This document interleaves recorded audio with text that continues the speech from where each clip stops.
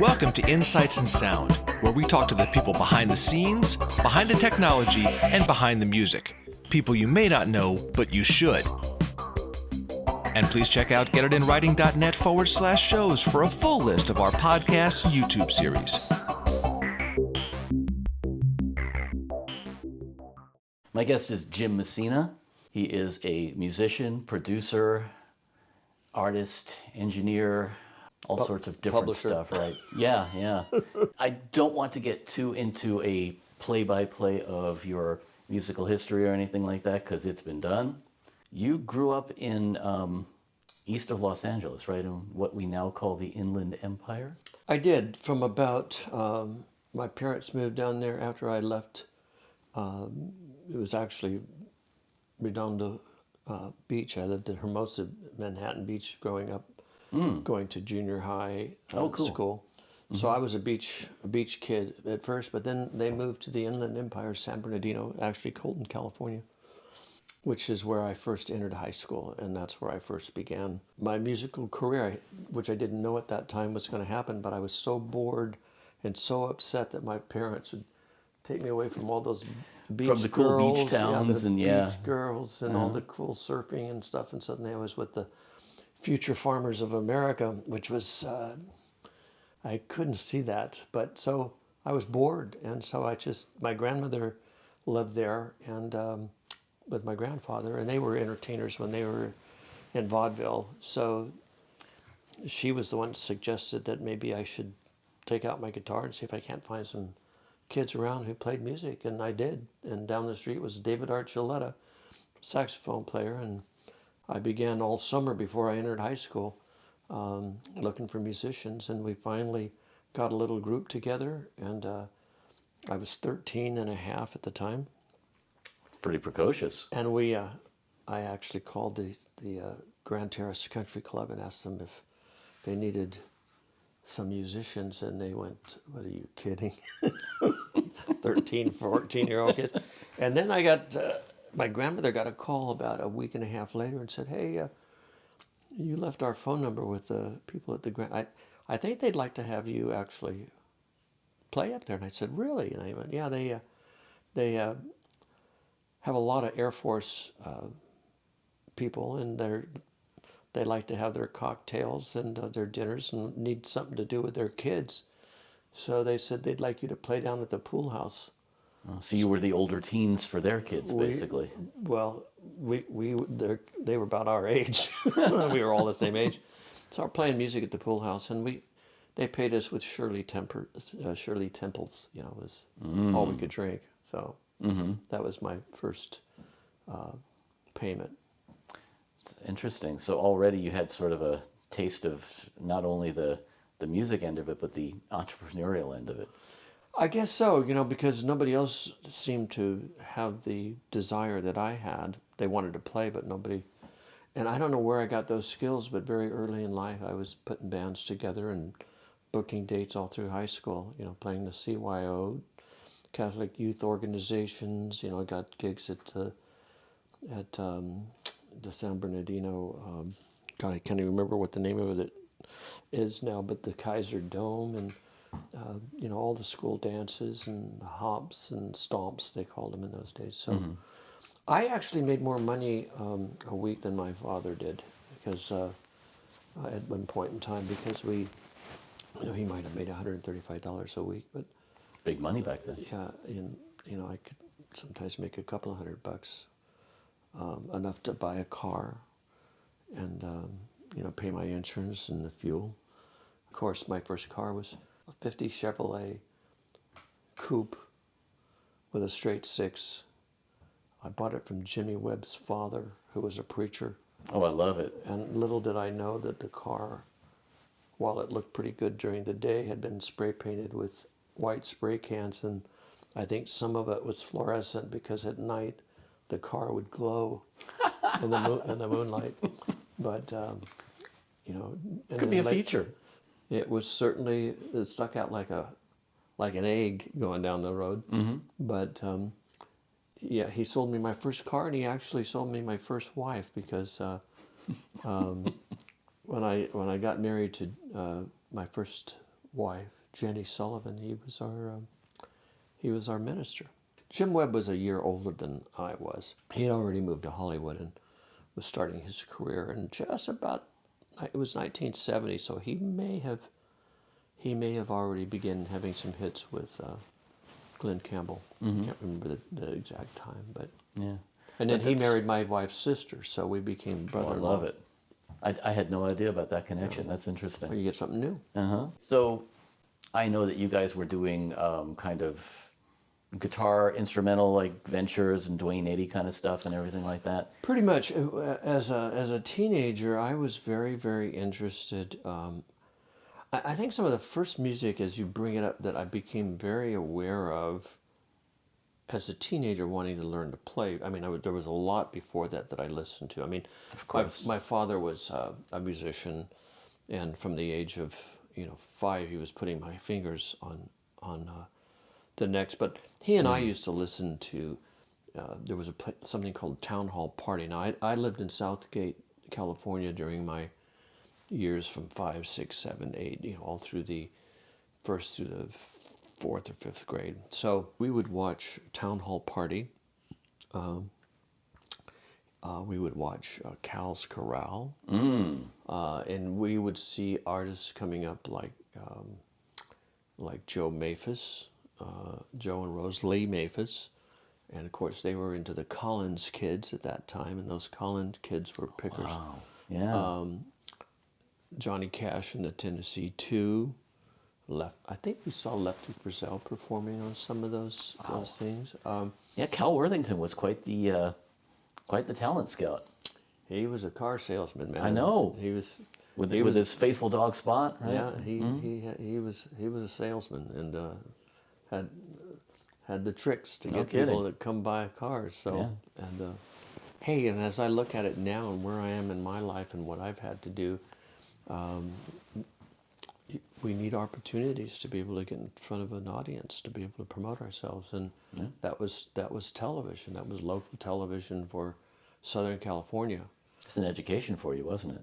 Just watching all that happen. Well, that's the only education I got. Yeah. I mean, watching their hands and listening to the music. And then on my mother's side, of course, they were separated. So on my mother's side of the family,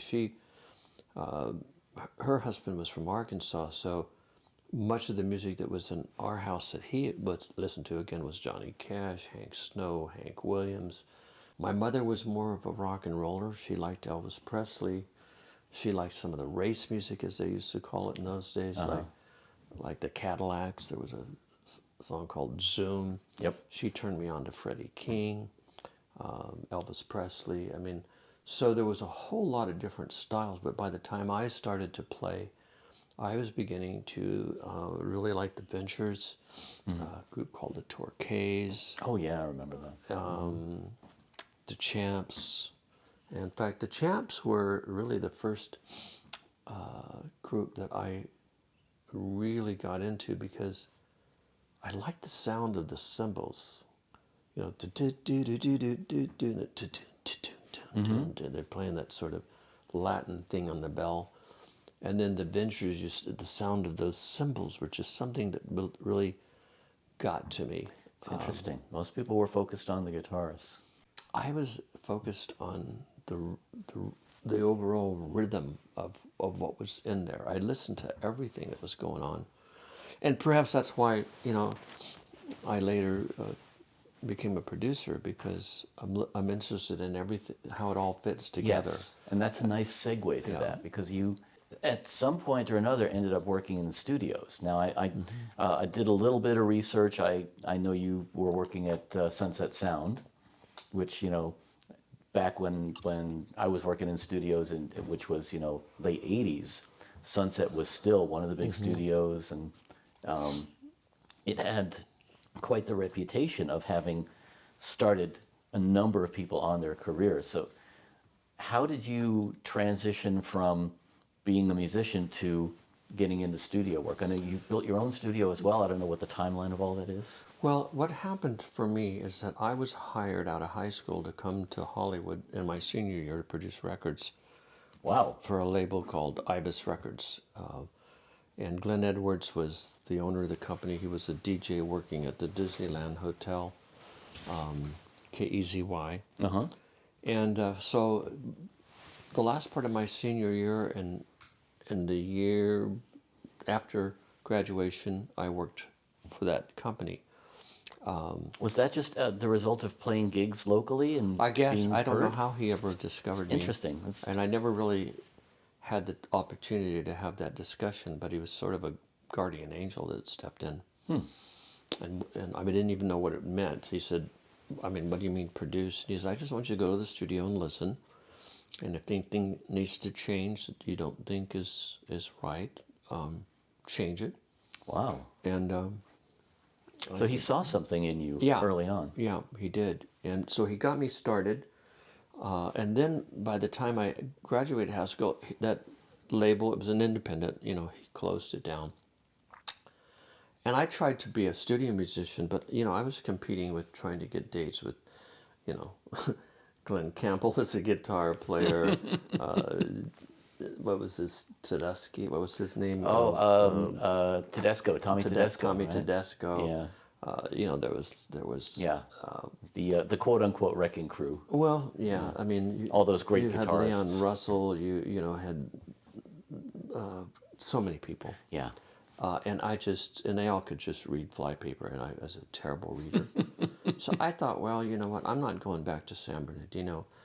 So the engineer on the date, on all my dates there, was Mike Duro, and he worked started at Emperor Productions Studio, down on Sunset and Vermont area, which was owned by Bob Hudson, who was a DJ at the time, one of the biggest DJs in LA.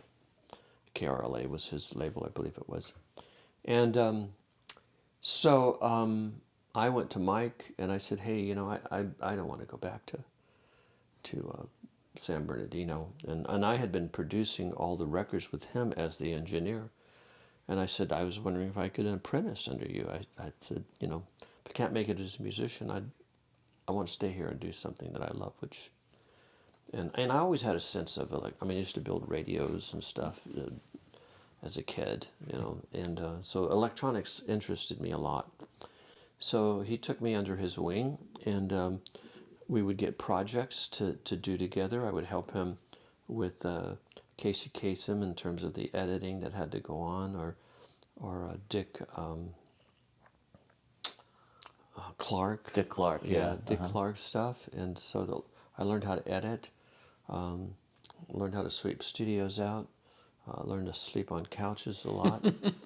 Under consoles, wherever it was. And then Mike and I would produce together. We produced a group. We got a job to produce a group called the Deep Six, which had a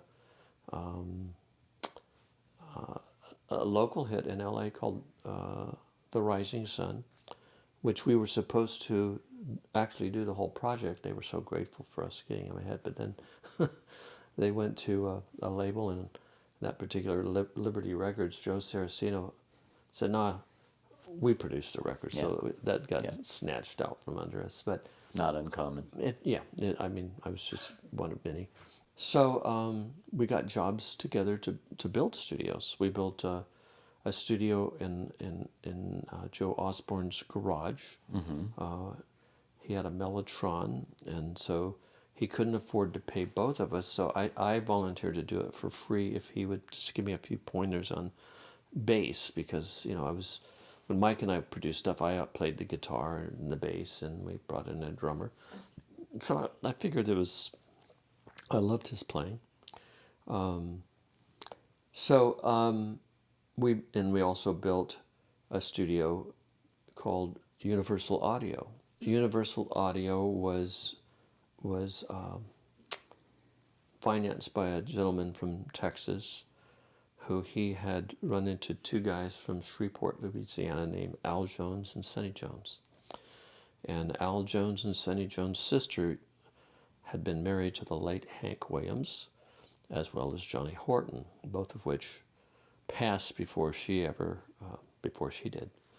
In building that studio, we finally finished it, and they wanted to bring some of their friends in to cut some demos and see the studio, and it turns out that their friends are people like Dorsey Burnett, Roger Miller, Sherry Allison, Bunch of nobodies. Keith Allison, James Burton, Joe Wow. Osborne. So we started cutting demos and records there with these people. And I was just in seventh heaven. Even Foy Willing, the writers of The Purple Sage, had bought himself a Neumann lathe and put himself a little mastering thing in there. So I'm around all these rockabilly guys and musicians, and I was in seventh heaven just watching them play. And again, I think all of that was got into my psyche because I loved it so much. So by the time we'd finished that, he went over to Audio Arts, which Madeline Baker owned the studio. And now that was the studio that Jim Webb cut his demos in because she published him.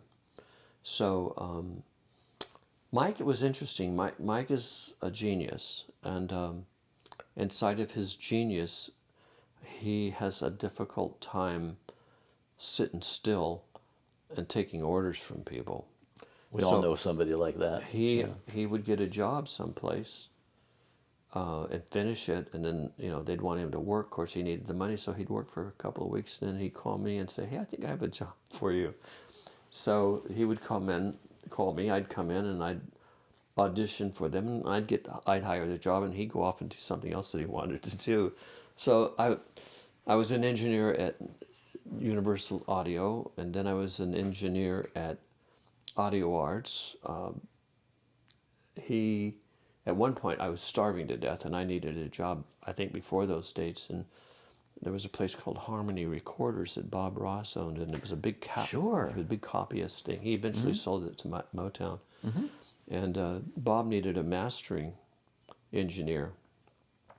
Actually, really mastering, but more of a dubbing engineer, because he would get tapes and he'd need to have the dub so he could make copies on. So he said, "Oh, I know the perfect guy." He goes, "Really?" He goes, "Yeah, Messina can do that for you." So that was on a Thursday. He tells me on a Friday that I have a job on Monday. I said, "I don't even know how to, what are you talking about?" He says, "I got the key. I'm going to go in and teach you how to operate these machines." So over the weekend, I learned how to operate the lathe and set the levels. And I mean, it wasn't that any of that stuff was new to me. It's just it was a different method, using a stylus and a lathe and cutting at 33 or 45 and learning not to get the grooves to too much level, and learning to work limiters and equalizers. That's my first experience with a Pultec. And I used to have one of these. It was the older version of a UA. It was a 175B, which I bought from him. I wanted it as a kind of a keepsake. Sure. But it became so valuable at one point I just sold it and used it to buy other things that I needed. So he would get me a job, and then eventually he was working with doing work at Sunset Sound, and Tootie needed a second engineer for the second room. And I was working at Audio Arts at that time, and there wasn't a lot going on there. And he said, "You may want to consider coming over and speaking with Tootie Camarada," which I did. Tootie liked me, and he said, "Listen, if you want the job, I have a whole new studio here that would be yours." So that paid me $350 a week, something like that. Whereas Big my money. other job was 127. Yeah. I doubled my income. Moving up in the world, yeah. I was moving up. So and everything was feeling right. I mean, I was still doing my music, with Michael. We'd produce things together, and but I had a steady income, and that's kind of where it all began for me as at Sunset Sound. By then, I'd had enough experience in working in electronics and soldering and understanding how things were going. So by the time I hit Sunset Sound, I knew what was happening in the studio. I'd know if something wasn't wrong, wasn't right with it, be able to call Eric to come in and fix it. By then, I'd played enough around with EQ and compressors, and You knew how to use the tools. I knew how to use the tools in different ways than other people did, thanks to Mike Turow. Now, did you, at this point in your life, have still, were you more focused on, did you want to be a performer? Did you want to be a quote unquote rock star? Or were you, a lot of people really prefer being behind the scenes in that sense. Well, I gave up the idea of being a rock star when I became an engineer. That's what I'm wondering. Yeah, I gave that up entirely. I realized, and to be honest with you, my parents were pretty straight, and drugs were not something they would tolerate. And working in Hollywood and working behind the scenes, I saw that many of the artists were much different than that. Whether they were, like to drink alcohol, but the country guys more like to drink alcohol. And later I learned they like to do pills, and they also like to smoke pot, but nobody talked about. No, that was secretive in that, That's in secret that stuff. genre, yeah. But the rock and rollers, they were, by the time I was at Sunset, they were into taking acid, and I think in those days it was more, at least what I saw, it was more acid or smoking pot or hash or stuff like that. This would have been what, late 70s, early 80s? No, this is late 60s. Oh, okay. Yeah, Kind of before my time. It was most of that was fairly harmless, I think, depending on, harmless if you drink too much alcohol. It's poison if you do too much acid. You'll blow your mind out if you smoke and too either much. way, it'll impact your creativity. Well, yeah, one way or the other, Yeah. depending on the amount. It's kind of like taking aspirin. You take too much, Right, you gotta burn right. your stomach It's like out. any spice, you know? Spice. Take a hit or two of a joint and you might get inspired, Yeah, or you might just fall dead. Exactly. Shin on the floor. Yeah. But the drug things, even though I tried a little bit here and there, it just never worked for me. And especially as an engineer, I tried smoking some pot on my time and You need do the some focus. mixing. And I'd come in the next day and it just did not sound good to me. So I was able to somewhat avoid that because I liked my job and I felt a responsibility to be present, which I realized that drugs didn't do for me technically. I can't be monitoring and hearing and EQ and compression and watching meters and multitasking if I got something pulling on my brain to focus. And for some musicians, they'd smoke a little pot and be able to focus. And as I've gotten older, I realized that, many of them may have a attention deficit disorder. I was going to say, that's an ADHD thing, I think. And, we didn't have names for it back then, but... We didn't know what it was, but right. certain things allowed us to... Yeah, short attention span is what I think we called it back then, Yeah. But it is I think it has been shown that in small doses that it does help certain I think attention so. deficit people to focus. I think so. But it's a nice segue into one of the things that I noticed in listening to a couple of other interviews with you is that you have a very strong focus on being present. And, that's something that I'm kind of fascinated about is that, and that's why I asked about the whole rock star thing, because early on you had not just this understanding of the engineering aspect, but a sort of big picture understanding of the production, the creative process, the artists involved, and how things fit together. That obviously extended as you started working with other artists, because there's a different ethos to producing in the old school quote unquote style of producing, where you're developing the artist. There's that fine line between A&R and producing, where you're really helping that artist to realize their vision. And I think that's not that common, especially not at that age. Well, I think having gone through what I did at 13 to 17 gave me a picture of what it took to just be successful on that level. Just to be successful at being able to get a call to come in and perform, and the kind of music that needed to happen to keep the kids in the room. I began to get a sense of what that was, what it was like for me, my interest in what was going on, and I was successful at being able to do that. As I got older, 18 or 19, and started working in the studios in a professional situation where You know, I mean, I had Lee Michaels one time. I might have Claudine Lager. Might be listening to Brazil '66 or Herbie Albert doing some stuff, or the Beach Boys, or you know, just everything is moving There's a lot of around. mixing of genres Yeah, back then, much yeah. more so. Yeah. And interestingly enough, having been around so many genres where each one has its own little pigeonhole, was confusing to me until the Beatles came along, Interesting. Ah, because they integrated so much of it? because they did so many different Yeah. styles. Yeah. Uh-huh. And part of the problem for, well, I don't want to get too far away from your question. So the question is learning how to capture the big picture of what's Yes. going on. As I was saying, I think I began to learn about that when I was very young. And then, of course, I'd be in the studio and I'd have a producer. I'm not going to mention any names. Some of these people are pretty big, who had a great sense of music, but not how everything fits. So I was able to make everything fit for them, to the point where sometimes I would ask them to just go home. It was 7 o'clock. I'll get this finished. Come back tomorrow morning. Right. It'll be done. And You'll they'd hear it come with back, fresh ears. and Yeah. and they'd come back, and all the work was done. And you know, and it was easier for me to have them gone and have an hour to finish it than to be there another 3 hours trying to get through that process.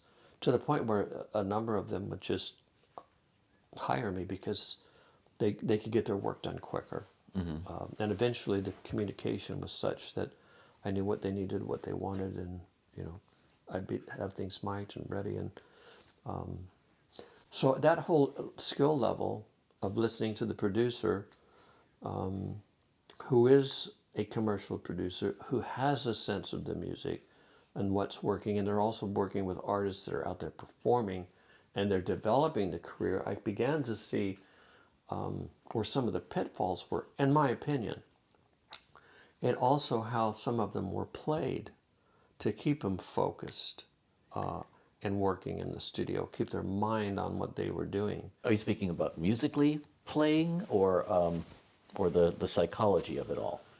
Well, I think in some instances, and like I said, some musicians just work better when they're high, and stay focused better when they're high.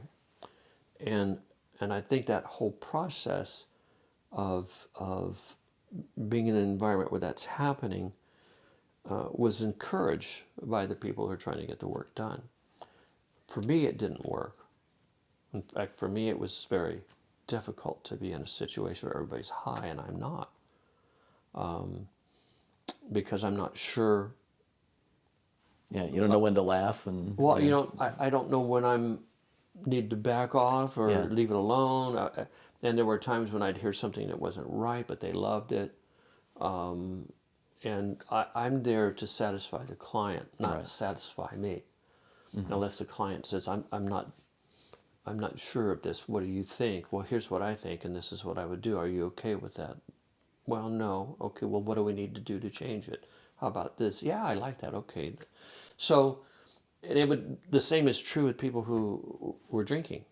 Of course. You know, some of the country folks come and get too high, drinking too much, and it's the same problem. But that was their modus operandus, and that's what worked. And it wasn't for me to judge whether that was right or wrong. It's just, it was difficult. So my point is, there are certain things that I saw that were pitfalls that didn't work. So by the time I started having that responsibility for myself, there were things that as a producer I said, this is not okay. You know, one of the things that's not okay is to come in here all day and rehearse a tune. In those days it was $30-40 an hour. Well, in no time, 10 hours is $300 or $400. That was a lot of money in those days. So by the time I started getting out and started producing or becoming, I would say, we're going to take a month and rehearse, at $300 a month There you for the go. rental, and make sure that everything was rehearsed, and then I'd go cut a demo on it. The art of pre-production. Yes. And then I would listen to that demo like I did with Casey Kasem, and I'd edit up all this stuff, and I'd see how it sounded, and the things that didn't work, I'd say, we need to get back and work on this. And then we'd put that together, and once it was all sequenced and I thought we had an album, then that was the time to present that as the potential, which is what I did with Loggins Messina. It took over a year to get him, and we can talk about that later. Yeah. But it took a year taking a new artist, new musicians, looking at making an album, getting all of that organized just to bring to the record company. And I think part and parcel, that still is true today. I mean, I would not do anything any different today. Agreed. Than I did then. The difference today is I don't really want to be developing a new artist that doesn't own a guitar or has never, Yeah, you had you an bit off a agent or- lot on yeah. that one, obviously. That's just so much work. But I will say that into this day and age, because we're not selling a lot of records, we're not selling CDs. It's hard to tell what we are selling. I don't know if there's a delivery system other than, an audio file that gets played on, Yeah. Pandora or something, or iTunes, whether we have a delivery system anymore. So We'll get to that in a few minutes, too. And so it's Yeah. most important, I think, to be a performing artist and to be prepared, because I do believe that luck is when opportunity knocks and you're prepared. Exactly. Yes. Now it's interesting to me the way you sort of gradually transitioned from the left brain oriented role of engineer to the more right brain oriented role of producer, in that you really did sort of learn it by watching other producers, but you came to it with really, as you say, a pretty good big picture understanding already, and then being able to also integrate understanding how to use the studio as an instrument. That I think probably really helped, but at this point you were really focused on becoming a producer more than really performing, right? Yeah, I think by the time the Buffalo Springfield came in, I had already produced records and had some minor hits and engineered some of my favorite artists, and some of those records had gone on to be very successful, like Lee Michaels or whatever. So I'd been around so many different artists with so many different ways in which they're creative, some of which I didn't understand, Neil Young, for instance, is, to this day, people just love his music. And there are songs that he has done that I think are just incredibly exceptional. But there's a lot of what he does that I don't relate to.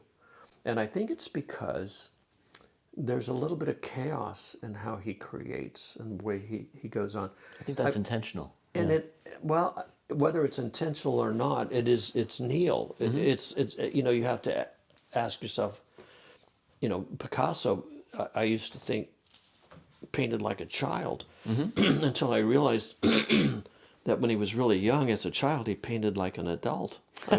He could do a human body perfectly.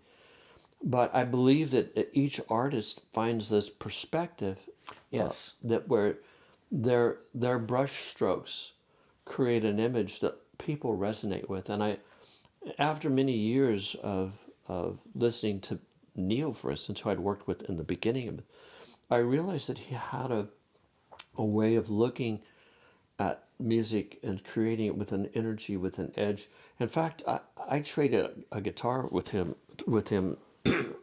Excuse me, a Gibson Les Paul that I think was a prototype, because it just would not tune up.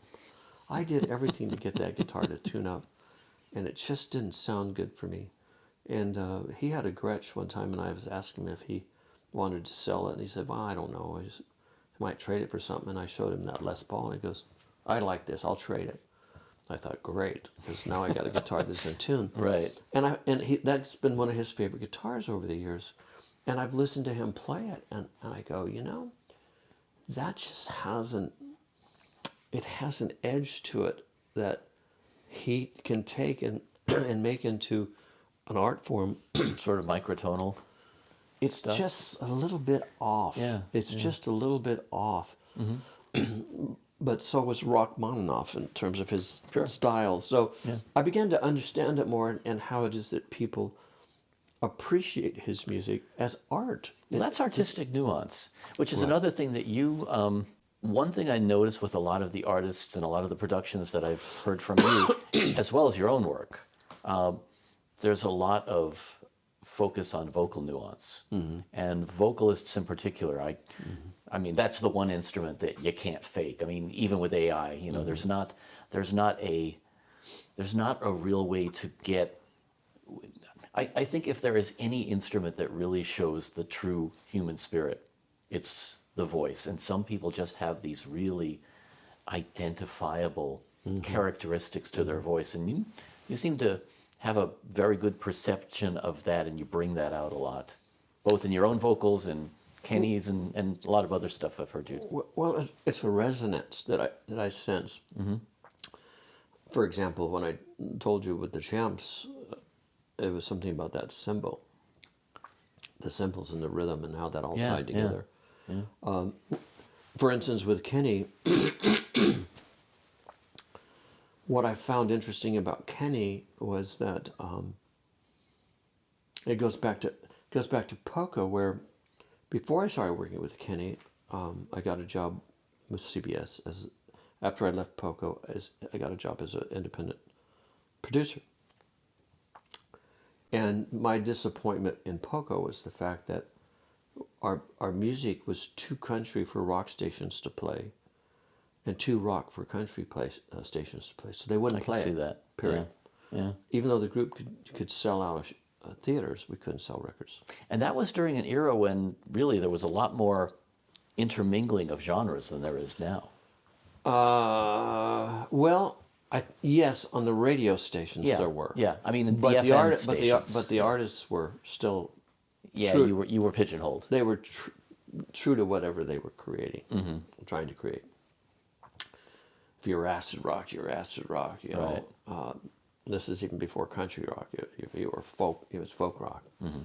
But I realized that as a producer, I never wanted to get pigeonholed again, as far as my artists would go. So, you know, I started, they gave me Andy Williams at first. And I said, you know, Andy Williams is one of my favorite artists, singers of all time. Wow. I love his voice. I said, but I'm too young to produce him. He needs someone who's more familiar with orchestrations and you know, the people in town. That's a whole other thing. Thanked them for that. And then Olivia Newton-John got presented to me.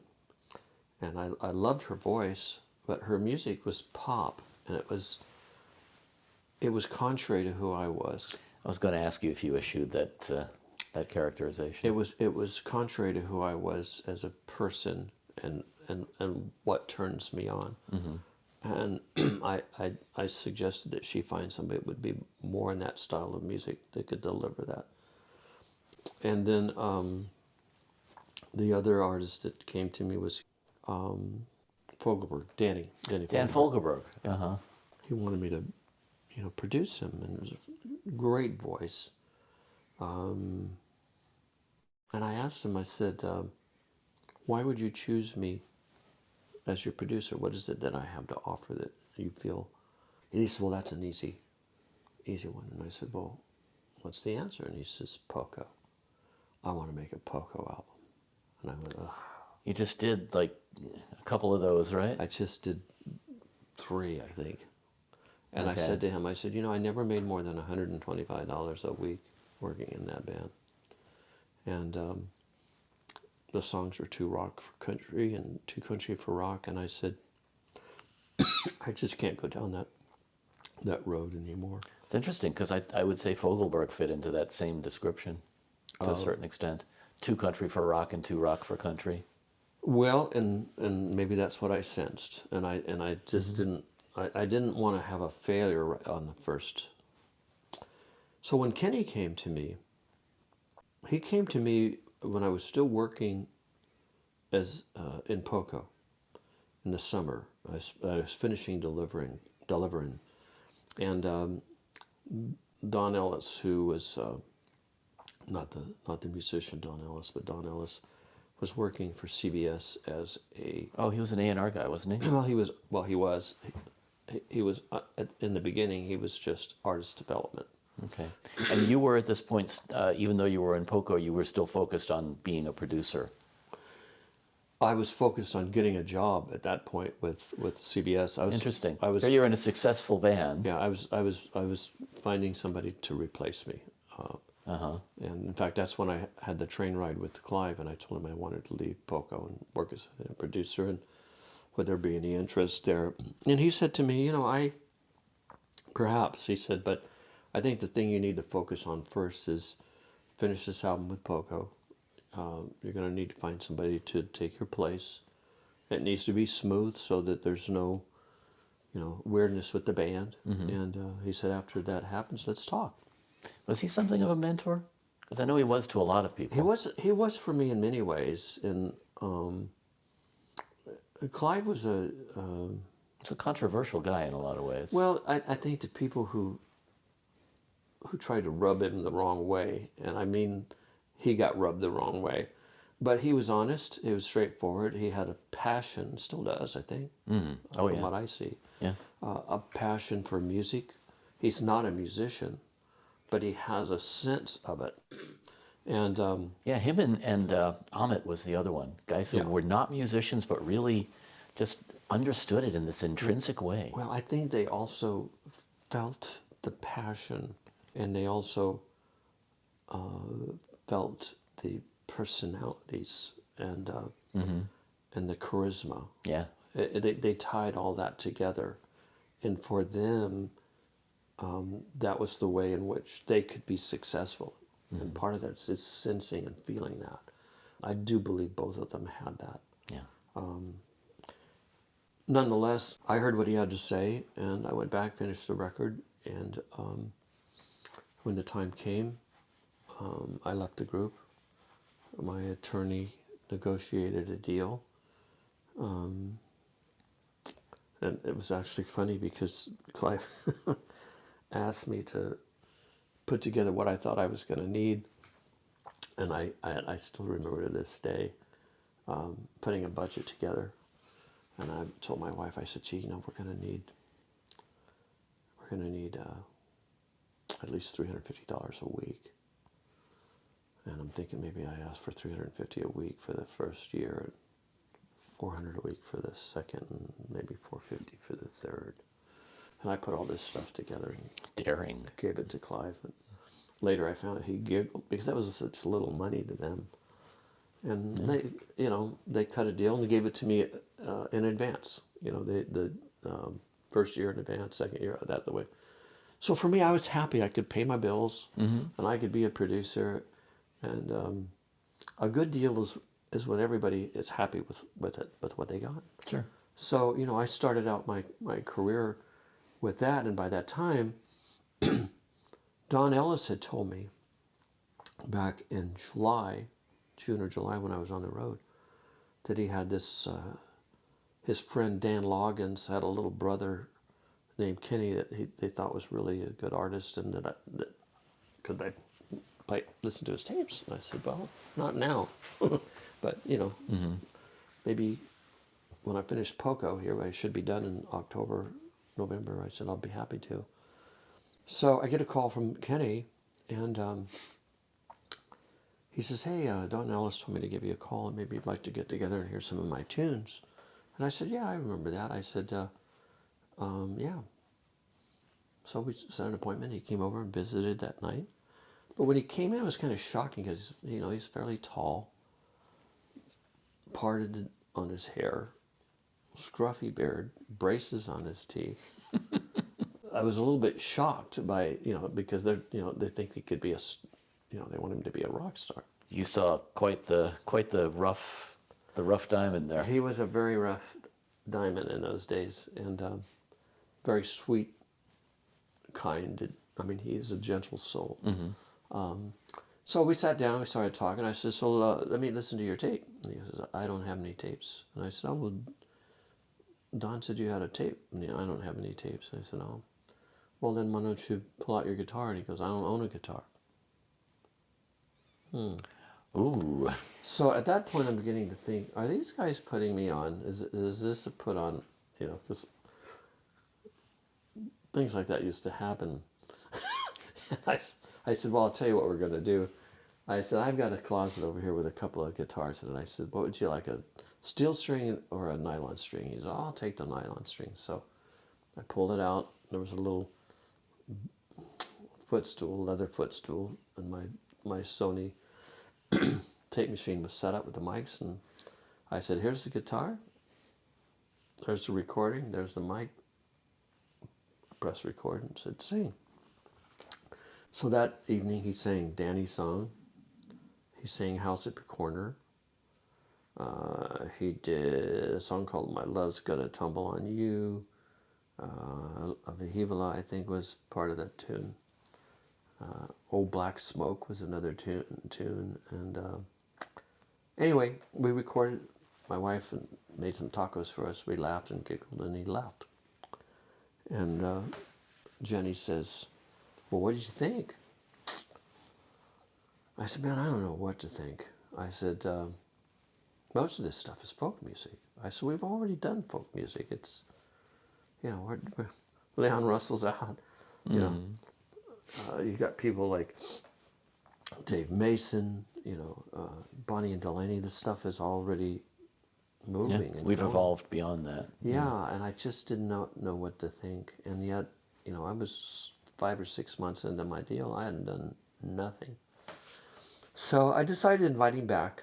And so we, over the period of about 2 or 3 weeks, he came back and we spent time together. And I began to really sense that after talking to him, I asked him, I said, so how do you make a living? And he said, well, I work as a songwriter. And I said, for who?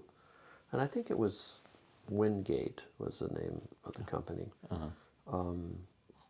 He says, yeah, they pay me $100 a week and I write songs for them. And I said, well, what inspires you? And he said, well, they need a Leon Russell tune. He said, I can write a Leon Russell tune. And he starts singing like Leon Russell. And I said, they need an Elton John song, you know, and he'd sing like Elton John. And I go, that's too much. I mean, yeah. Now there's something there beyond the folk singer, right? Well, and yeah, and I'm thinking, and what was most interesting is that he enjoyed talking about that he could do it. And I thought to myself, you know, if we can find the right material for him, find his voice, and look at doing more of a diversified material on the album, it would give him more of an opportunity to have a chance at success, because we're getting pigeonholed here. Which gets us back to the discussion we had earlier and how this developed for me. Yeah. And in my mind, after having gone through the experiences of being pigeonholed and working in a studio where I'm seeing all these different genres happening, some of which personally I really, really like.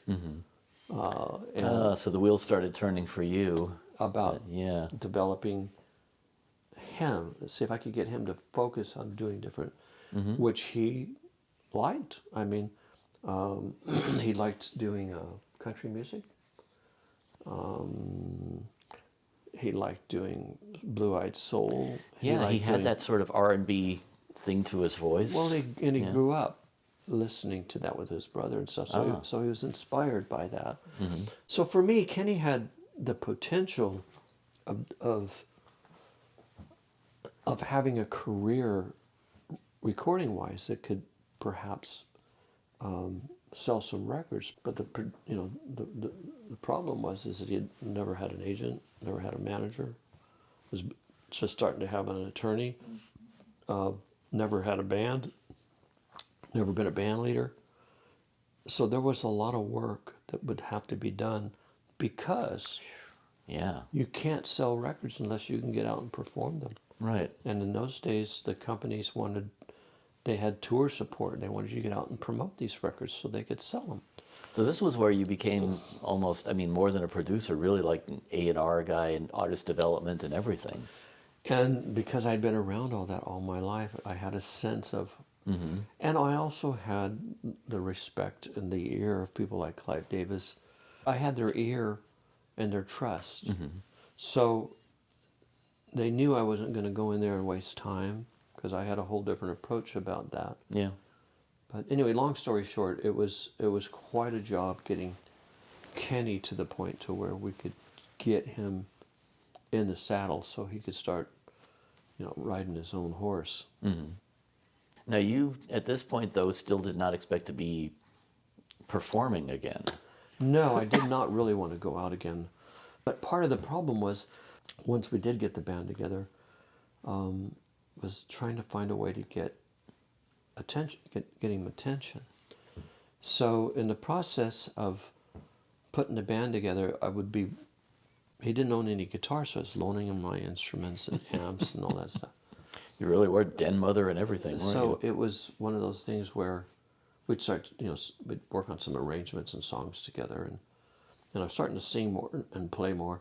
So I thought of the idea. I said, maybe what we could do is do an album. Your first album would be Kenny Loggins, with me sitting in, like Leon Russell. I mean, Leon Russell had done it with Joe Cocker, and Leon was doing it with a lot of people in those days. And Leon was a friend of mine and had helped me out in the Buffalo Springfield when I was trying to get, Richie's material recorded. Leon was everywhere. It was amazing to me how many people he was working with. No, he was fabulous. Long story short, we finally cut the arrangements and again did several rehearsed a lot. They didn't like that. Cut several demos. They didn't like that. But once I had everything cut, which I thought would make a great album, which was sitting in, I delivered that to Clive. And Clive, during one of our discussions, said, it sounds to me like you're on this record a lot. And I said, yeah, I am. And he said, I thought you didn't want to go out on the road. I said, I don't. And he says, well, you'd have to go out on the road if you're playing. I said, I understand that. I said, but the concept would be Kenny Loggins with Jim Messina sitting in. I go out with him on the first tours, whatever it takes to get this record out, get it in the public. I can introduce Buffalo Springfield fans, Poco fans, give him an opportunity to have, the Create a base for him, basically. Yeah, basically help to start a base, which was the whole idea. At first he did not like that idea because he didn't want to see a band break up. And I said, well, God, people like Leon Russell's been doing it forever. Stan Getz, Charlie Bird had a great album. Jazz musicians have been doing it a lot. I said, I think if it's promoted right, interviews are conducted right, I'm his producer, but I'm also an artist who wants to introduce him to my fans. I think it could work. And, you had a lot of people moving between bands in that era as well. I mean, and that's your what Buffalo Springfield compadres, for example. But that's what Clive was afraid of, and More of that? Well, Okay. justifiably so, because from a record company standpoint, they invest a lot of money into putting a group together, and then suddenly the group breaks up. I mean, let's take Poco, for instance. Randy Meisner was right there from the very beginning, and they bought the band based on, Randy, Rusty, myself, George, Richie. And then you guys all go your separate ways. And then Richie says something that Randy doesn't like, and he's out of there. Right? So it happened a lot. Sure. And as you say, artists can be very volatile. They can be very stony, or they can be very, just emotional. And who knows what happens. So Clive was justifiably concerned. But I think, and I don't know this for a fact, but I think he realized I had common sense and trusted in what it was I was trying to do. So, he supported it eventually. And so we went out, and lo and behold, that album was on the charts for over 400 weeks. Oh, you created a monster there, man. I did. Did you have any inkling of how well it would do? I mean, did you... The only thing I knew is that the music was tight, it was diversified, it was well performed, and it was set to work in a performing artist where we could get a predictable response. Interesting. It's interesting to me how integrated your left and right brain perspectives were, even, from a very early age in that sense. I think the understanding of the commercial side, the business side of music is something that a lot of musicians never acquire, let alone, and then there's that whole aspect of being a producer and having to, in some sense, sublimate your ego in order to build up another artist, and yet you find yourself being one half of the band all of a sudden.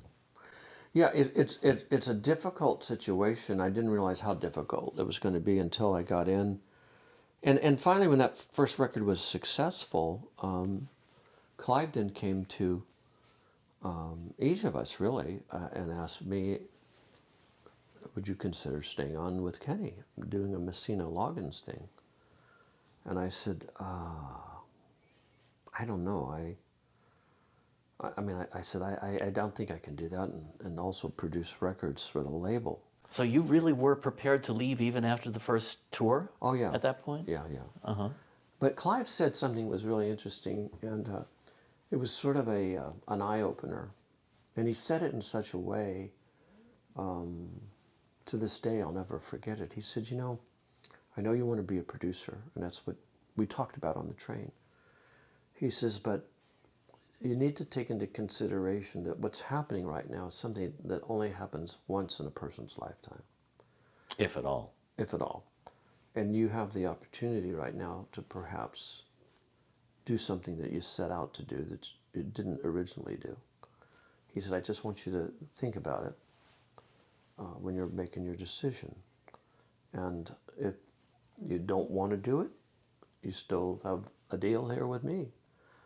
If you do want to do it, instead of doing, the albums that you were committed to do, just do the albums that you can do. If you can get me 2 albums a year out of this band, I'd be happy." And I started thinking about it. Yeah, if we could cut a couple albums every 6 months, and in 6 months we're going to need, a month to record, 6 weeks. That leaves time to tour, and I started putting all together. If we could have even have a vacation to a couple of times a year. And so I went to Kenny and I said, "What do you think? I've been asked to do this. What do you think?" And he says, "Well, everything's working so far. Why not keep it going?" And I told Kenny at that time, and I said, "Well, we started out with me as your producer. I said, if I work with you as an artist, I'm still going to be producing these records, so you're going to have to be comfortable with the fact if I say no, that's what you have to be able to accept." With you basically putting on your producer's hat versus your artist hat. Right. Yeah. And to not lose control of what it is that I started out to do, which was to make him successful as an artist. Now I have to think about his success as an artist and my own, that was the transition. Yeah. Yeah, that's a whole different perspective. And you know what? And the truth is that I don't think no matter how good you are, where you put your ego, ego's going to bounce up here and there, and does and had. But it became clear to me at times when I needed to back off. Or you get pushed into things and make decisions because you can, that you may or may not regret. The tough thing is that you have a partner, and partners are not always in agreement, regardless of how equal you are. Yeah. But I feel, Kenny and I had a couple of rough spots here and there, which we both have acknowledged. But I think we were good partners. He was a good partner, and he worked hard. He worked equally as hard as I did. The things that he did well in terms of singing and vocal arranging was just super. He's a phenomenal artist, no question about it. Yeah. He grew to become even more so as he developed his interests. But it was a tough job. How is it for you producing yourself? Because that's always other than a few people, like let's say, a Prince or a Todd Rundgren or somebody like that, very few people were really capable of hearing that all in their heads like that and, splitting those two roles. Well, that's an interesting question because it's predicated upon success, generally. Well, what is success? Well, success is selling a lot of records, or success is making a great album.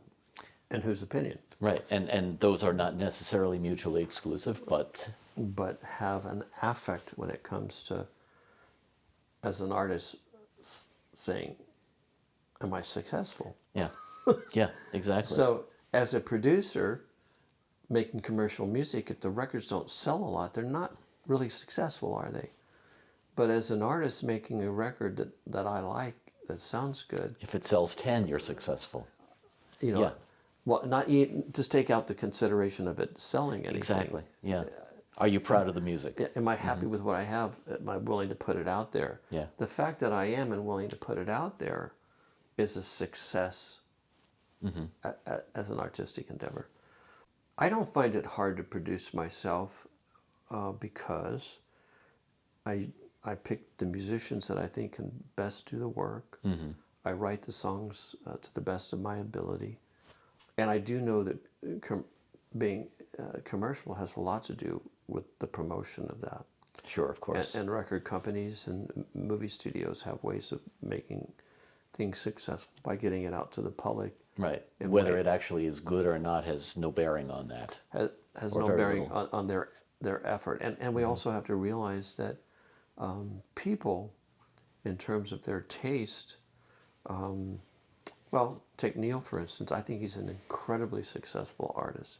But there's a lot of people who don't understand his music. Of course. Does that make him unsuccessful because everybody doesn't like it? No. I was just having a conversation with someone yesterday about the whole idea of pop artists, someone like a Taylor Swift, for example.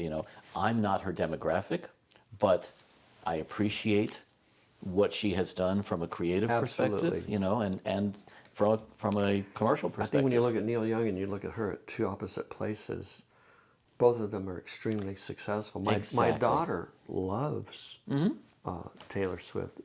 Dresses up like her, goes to her shows. She's this generation's Madonna. Yeah. Every generation needs a pop idol, so to speak. And but as you say, that's a different kind of success. And what I'm talking about is the idea of, I think the challenge if you're producing yourself is stepping back, isn't it? Well, I think whether you're producing yourself or anybody else for that you have matter, to be able to step back. But it's harder when it's you. I don't think so. I mean, I come in here and I start doing some vocals and I listen to the vocal. That's flat. That's sharp. I got to redo that. I like the way that feels. That feels better. It's a question of learning how the perspective is. The other thing is, I do believe collaborating with someone, with the right producer, or co-producing is really good because you have another person who can give you a perspective. But you have to be able to trust their perspective. Yes. And what they hear.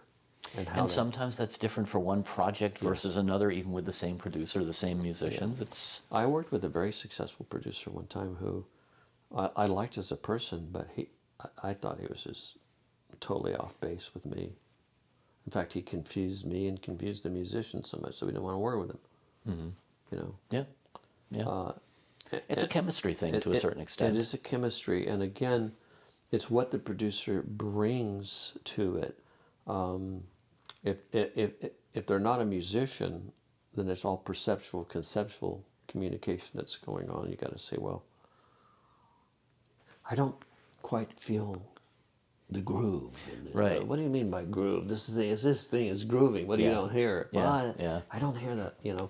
And you hear enough of that, and you go, this guy doesn't know what the hell he's talking about. You start getting into this whole rabbit hole of talking about the music, dancing about architecture, that whole thing. It's like, how much can we talk this to death? Yeah, exactly. And again, it takes just special chemistry for people to be able to work together. Now, let me ask you about something else that I read in one of your interviews, that you had done some Gestalt facilitation. And that I find really interesting. How did that impact your working with artists? Because I know there's a lot of the common thread there is being present and really focusing on the moment. And how was that for you in terms of the impact it had on your work as a producer? Well, by the time I got into doing Gestalt work, I had stopped. Kenny and I had finished our career. And I believe it was 1976. Through 77 through 78, 79, I actually considered getting out of music and becoming a Gestalt facilitator. Spent a lot of time at Esalen Institute studying Fritz Perls and a lot of the folks there that were, we'll just say, instrumental in creating that process. So I was with a lot of the original people, which is much different than what it has become. Much different than the commercialized entities it has become. It has become, yes. So there was a lot of work that I had to do to take a look at who I am, what I've been, how I've been, the how of it all. And when I became a lot more aware of where I've been and where I am, I began to look at where I wanted to go in a different way, and also the people I wanted to be with. There's certain personalities that I became uncomfortable with. There's a toxicity there that one doesn't necessarily notice until it becomes apparent, and then it's hard to avoid. And in the process of learning about personality disorders, and from narcissistic to histrionic to borderline to you name it. None of which we find in the music industry at all, mind you. Oh, no, not at all. These characteristics became very clear to me, that sometimes I'm dealing with people who are just not well. Or they're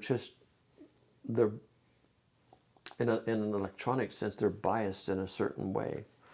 There's a certain amount of negative voltage going on there, that some too much. And so then it becomes, how do I work with this person and not allow it to become toxic? And it's still, even to this day, something that I'm aware of. The whole process of using that facilitation was actually a dear friend of mine who's not with us anymore, Dr. Jeffrey Wallace, I had written a mini thesis on a songwriter's performance workshop that dealt with a different version of Gestalt, using different metaphors in which to describe the emotional body, and how I saw the ability of getting a songwriter to learn to become aware enough of their own emotions and feelings and ways of which to put that into words and or melodies. Wow. Oh, I'd love to read that. And how it affects the listener, who has the same emotional body. Learning how to go core to core. Yeah. And that gave me the ability, not so much as a producer, because it really doesn't apply there. It does on a personal level. Well, it does in the... Well, it does just in terms of communication. But in terms of creativity, it works better in a songwriter's performance workshop. We're doing intensives where people are studying how to become present. I bet. And also to learning how to get the egos out of the way. And I found that when I first wrote this mini thesis, he loved it. He was a professor of psychology, but I said, I need somebody who's not biased because you like me and you like what I'm doing. So I asked him to put me together with a couple of the people on the staff at University of Santa Barbara. I can't remember their names by now, but they were head of the department, and I gave it to them to read it, and they came over for dinner one night, and the short and long of it was, he says, I really, really like what this is about. In fact, he said, I think you can probably, what I see a lot is that you're using emotions and lyrics to be able to create stories that deal with people's psychological issues that they can actually copyright and make some money off of. And he said, but I do disagree with you as to the difference between a feeling and an emotion. And he said, I think they're the same. And I said, well, I disagree with you. I think one causes the other. That's right. Yeah. Yeah. And emotions for me are sensations that we're completely unaware of until we put a feeling attached to them. And then once they have a feeling attached to them, then they can move into a... That's what makes it a conscious and yeah. That's when you start becoming aware. Right, right. So while we disagreed on certain things, I found for me what was true was that in working in my workshops, that I was able to use that transition from an emotion to a feeling to the brain, where the corpus callosum splits, and you either have visualizations about things, or you have thoughts. Mm-hmm. And once you have a thought, then you'll put that into motion as having either a lyric or a musical expression. Yeah, it's executable. Yeah, or you'll have a visualization of which then you can put a thought to. So that's when you're using both sides of the brain. And there's also a delineation there between what I would call more literal lyrics versus metaphorical, like telling a story. There are a lot of lyrics that really they don't tell the whole story, but they set a stage. And they allow the listener to fill in the blanks. Yeah, exactly. Right. And I think that's more from a visualization perspective, isn't it not? I think that comes more from the right side of the brain, which is perceptual, conceptual. And I think a lot of us as writers, and I've heard other people say it, is they wake up, I just had this dream and I was starting to write down this. I have no idea where it came from. Yeah, of it course. came through me, but it in many ways it's the right side of your brain. There was a book, I can't remember. I can't remember. Oh, Drawing from the Right Side of the Brain. Yes. There's a story in there when it first opens up, and I believe it's the book where it talks about epilepsy. Mm-hmm.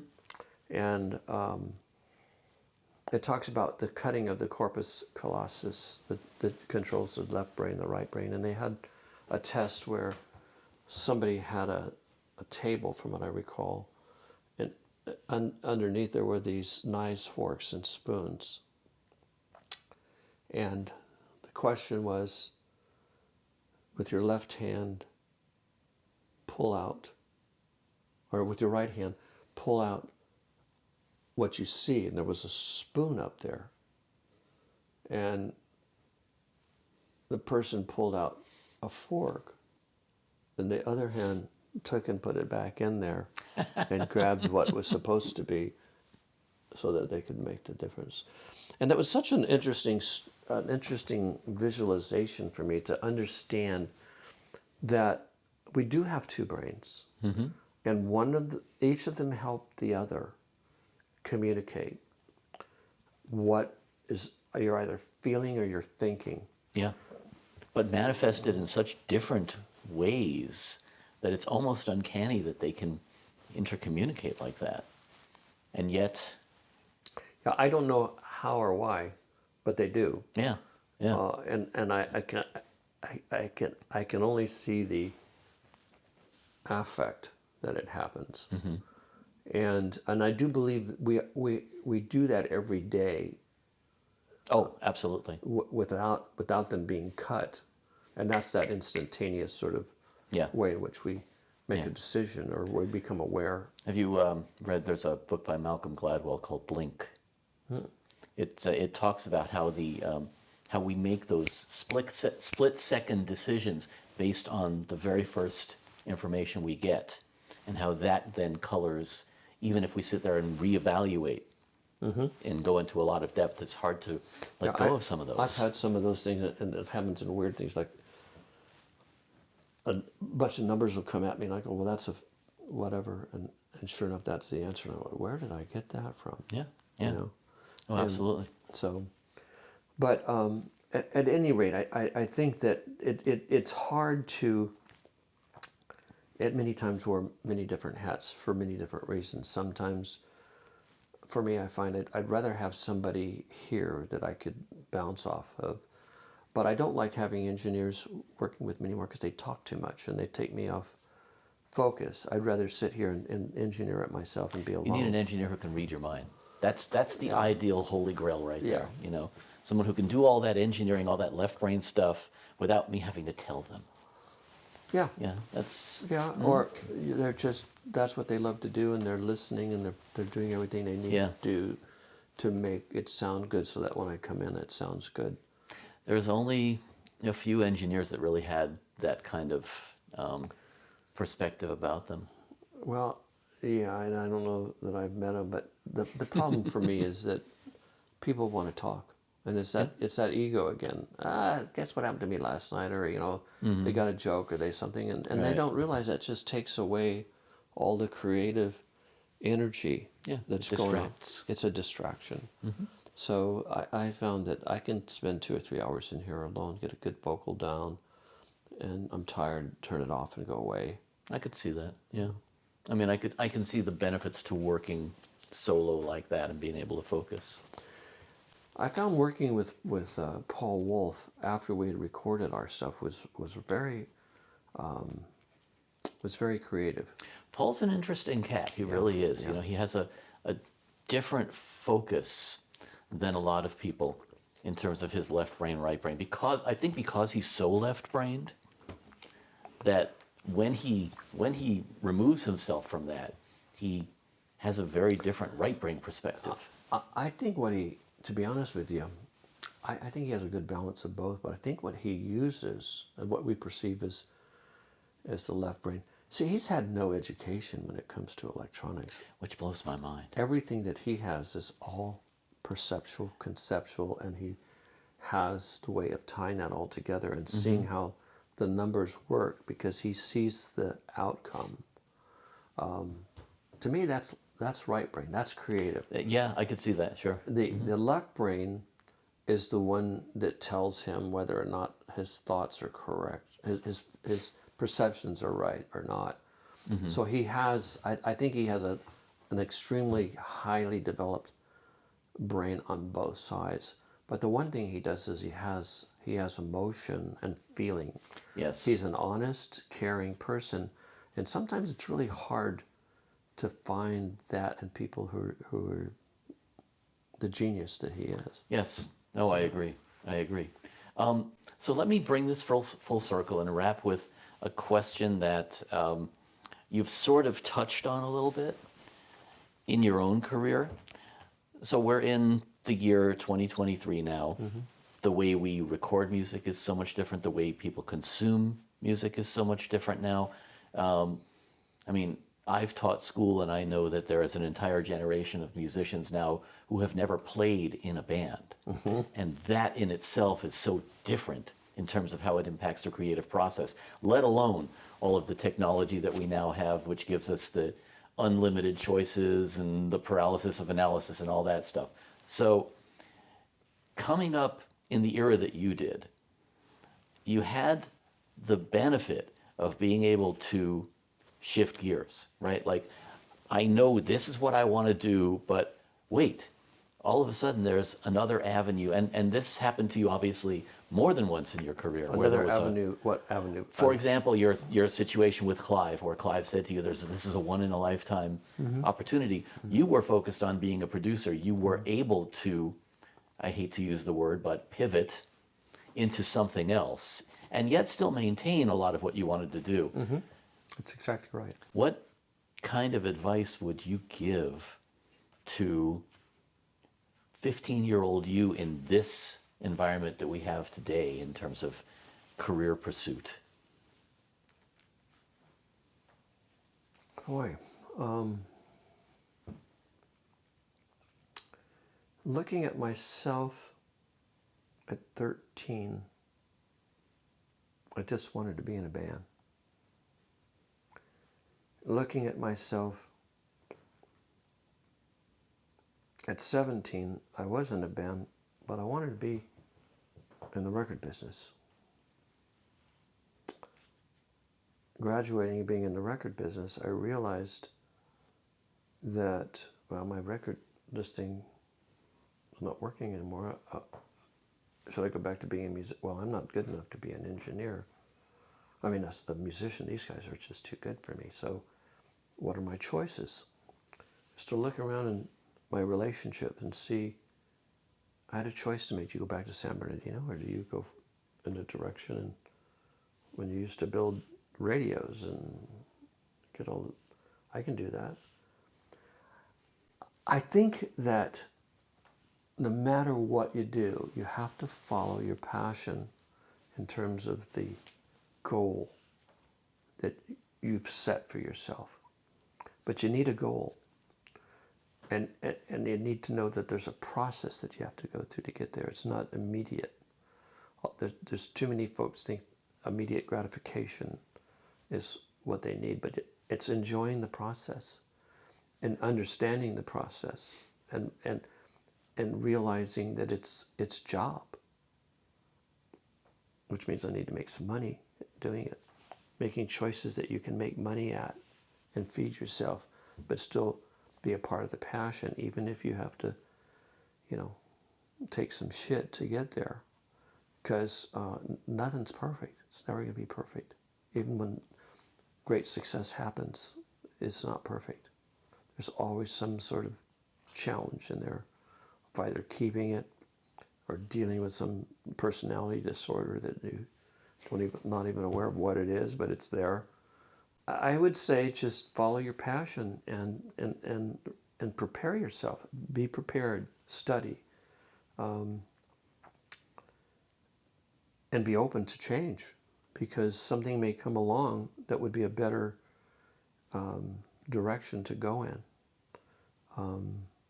that has more opportunities than the one you're in. I think that's the best advice right there. Yeah. Being open to change. Mm-hmm. Yeah, change is inevitable in everything. It's the only constant. I think subconsciously, as I look back, what I realized that I did say something to myself before I actually graduated, and I just realized that I said this.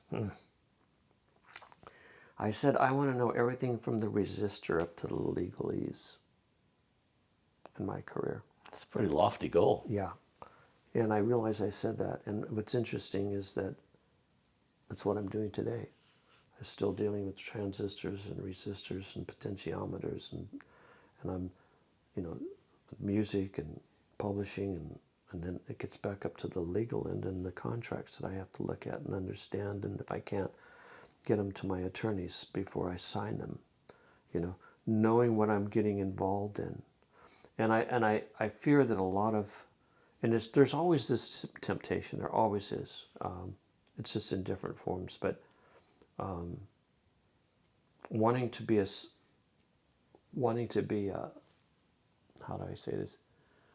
Wanting to be a successful star is always being dangled out there from people, especially in the music business. Just sign here,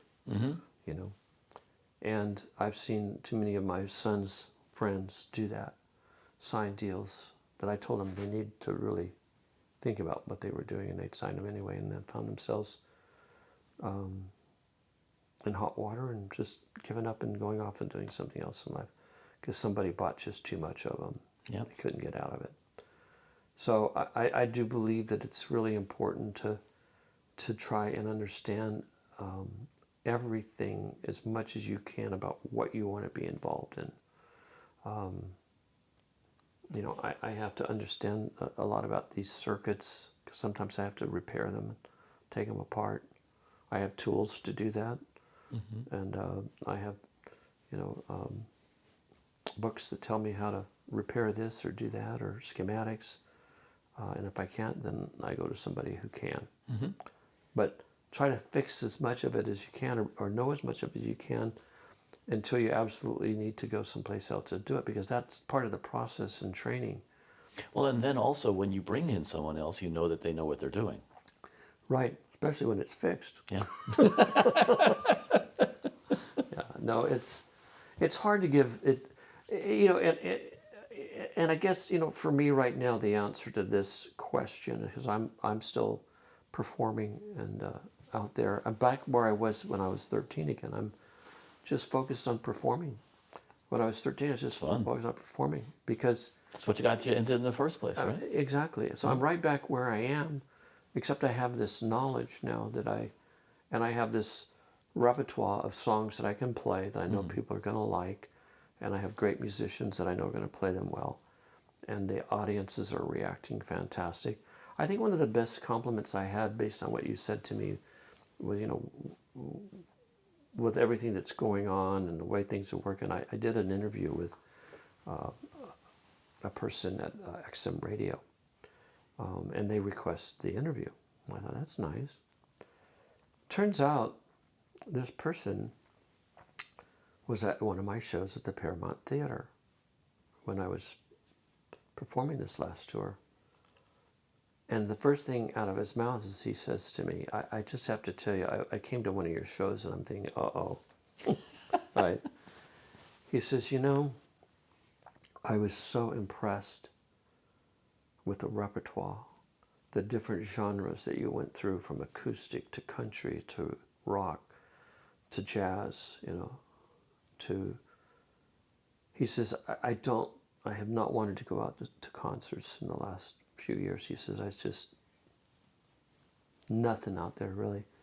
But when I saw this show and I saw you guys perform and I saw you improvise on songs like Angry Eyes or You Need a Man, I realized that those musicians were brilliant and you gave them every opportunity to be themselves. And he says, it reminded me how great live music can be, and now I want to go out and start seeing it again and taking a better look. And I realize that in any profession, whether it's music or whatever, if people are just throwing shit together and walking through it, you know, and not really putting any passion, whether you're a carpenter, a plumber, or electrician, and you have to be around that, you have a tendency to go, you know, I'm not interested in this anymore. So it felt really good to inspire this professional who's probably seen it all, that he wants to go back and take a second look at some of these acts that, you know, that are out there. Yeah. I like that advice, though. Jim Messina, thank you for being my guest. My pleasure. It's been a pleasure. Thank you. Hey, I'm Daniel Keller. Don't forget to hit the subscribe button and join us each week for Insights in Sound.